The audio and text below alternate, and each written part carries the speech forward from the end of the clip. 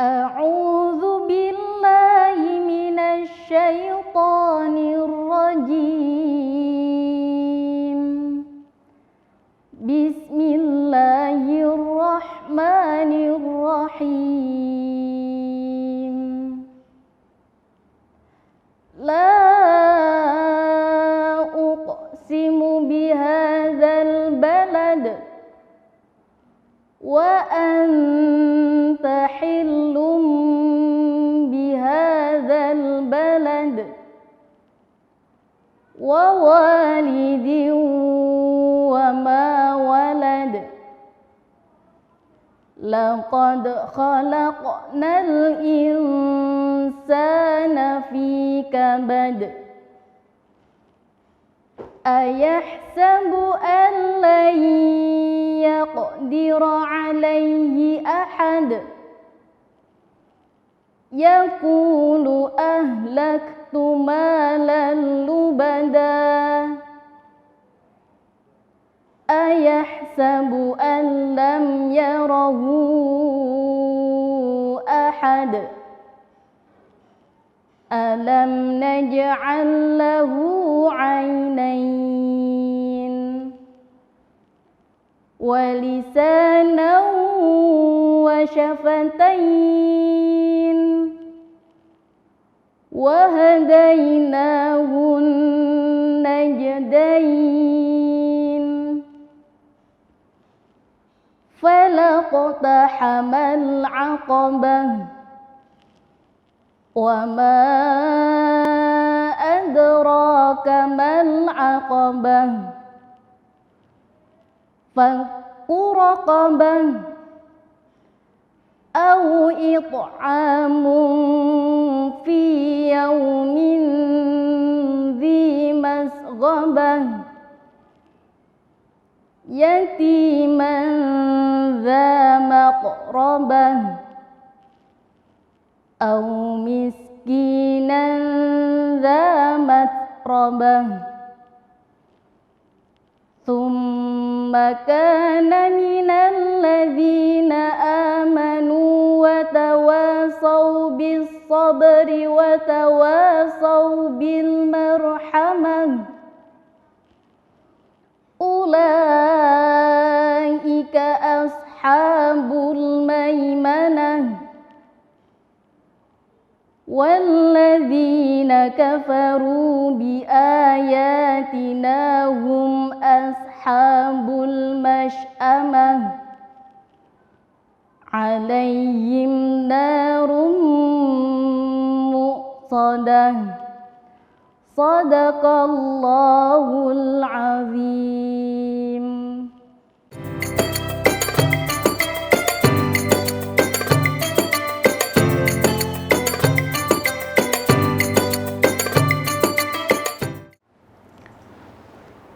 Assalamualaikum warahmatullahi wabarakatuh.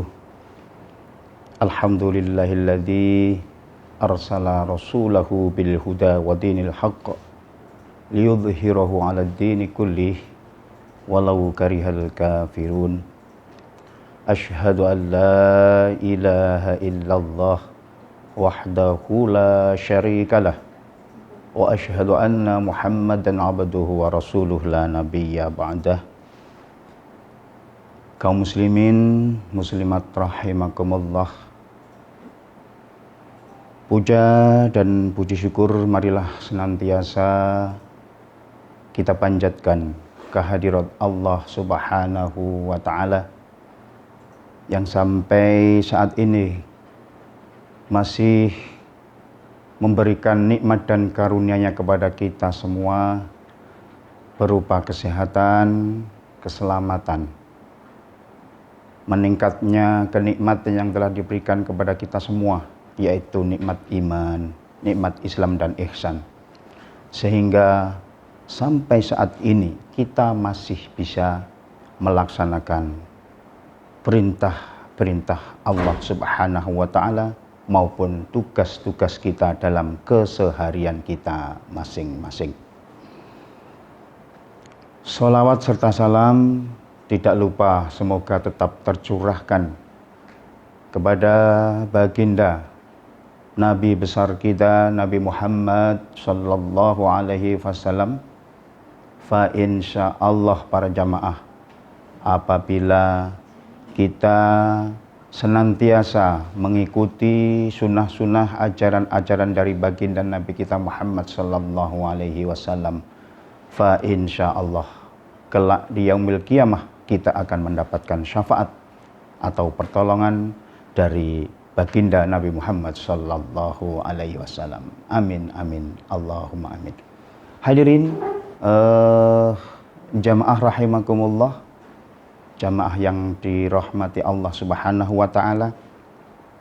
Allah Subhanahu wa taala berfirman di dalam Al-Qur'an dalam surat Al-Baqarah ayat 261 yang berbunyi, A'udzu billahi minasyaitonir rajim. Bismillahirrahmanirrahim. Mathalul ladzina yunfikuna amwalahum fi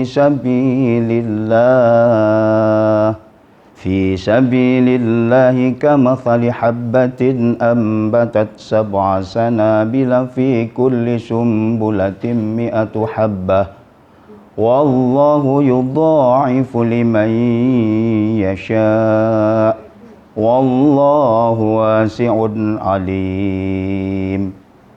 Yang artinya perumpamaan orang yang menginfakkan hartanya di jalan Allah seperti sebutir biji yang menumbuhkan 7 tangkai, pada setiap tangkai ada 100 biji. Allah melipat gandakan bagi siapa saja yang Dia kehendaki, dan Allah Maha Luas dan Maha mengetahui. Jamaah rahimakumullah,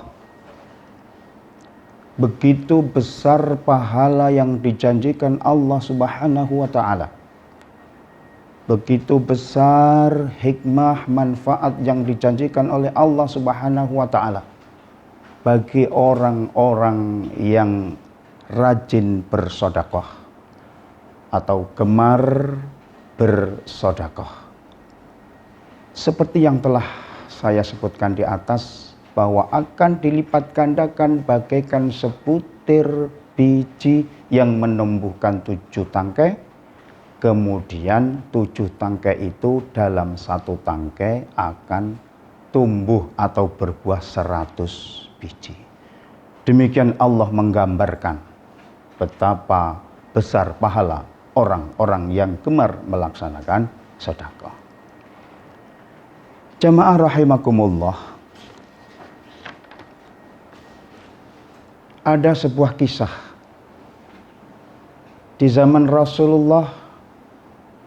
Ada sekelompok orang dari kaum Muhajirin seketika itu mendatangi Rasulullah dan menyampaikan sebuah keluhan kepada Nabi Muhammad SAW. Apa yang dikeluhkan? Sebagian mereka mengatakan, wahai Rasulullah, orang-orang kaya dari saudara-saudara kami telah memborong semua pahala-pahala mereka.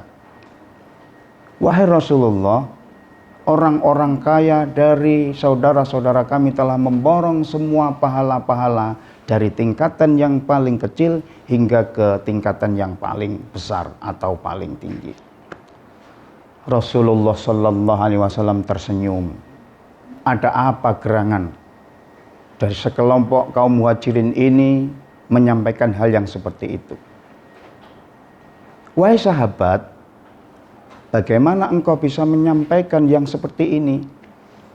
Begini Rasulullah, orang-orang kaya itu melaksanakan sholat sebagaimana kami melaksanakan sholat. Orang-orang kaya itu berpuasa sebagaimana kami melaksanakan puasa. Sedangkan orang-orang kaya itu rajin bersedekah dan pahalanya besar, maka kami tidak bisa menyamai tingkatan pahala yang diraih atau yang dicapai oleh orang-orang kaya tersebut. Rasulullah Sallallahu Alaihi Wasallam hanya tersenyum dan memberikan nasihat dan motivasi yang akan membesarkan hati dari sekelompok kaum muhajirin dari golongan orang-orang yang miskin tadi. Apa betul yang engkau katakan wahai kaum muhajirin? Betul ya Rasulullah. Rasulullah menjawab dengan bahasa yang sangat bijaksana. Wahai para sahabat dari kaum muhajirin, apakah kamu mau saya ajarkan sebuah amalan yang pahalanya akan bisa mengejar dari pahala orang-orang kaya yang telah bersedekah? Dengan spontan dari kelompok muhajirin tadi menjawab, iya mau ya Rasulullah, saya mau Rasul ajarkan amalan yang dapat mengejar ketinggalan pahala kami dari orang-orang kaya yang telah rajin melaksanakan atau rajin bersedekah. Baik,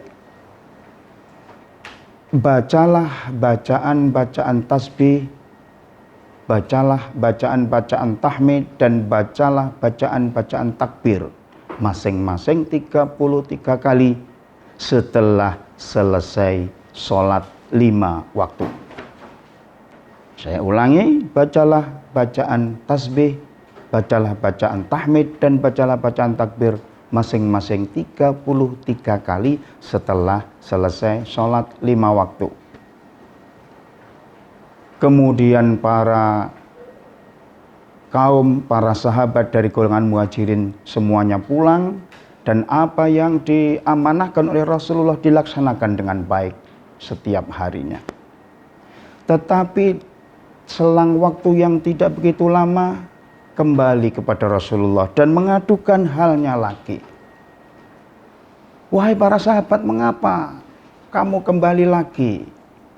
Dengan bahasa yang dari orang-orang muhajirin tadi, wahai Rasulullah, dan mengeluh lagi orang-orang muhajirin tadi. Apa yang saya lakukan, yaitu bertasbih, bertahmid, dan bertakbir, telah didengar oleh orang-orang kaya dan dibaca juga oleh mereka, sehingga pahalanya juga akan diraih oleh mereka, wahai Rasulullah. Rasulullah hanya tersenyum dan tersenyum dengan bahasa yang bijaksana kepada orang-orang dari golongan muhajirin. Jadi, wahai para sahabat, begitulah Allah telah mempersiapkan begitu besar pahala orang-orang yang sedekah. Tetapi Allah lebih menghendaki memilih orang-orang yang akan diberikan karunia, dan hanya Allah yang bisa memberikan karunia, dan kepada siapa karunia itu akan diberikan.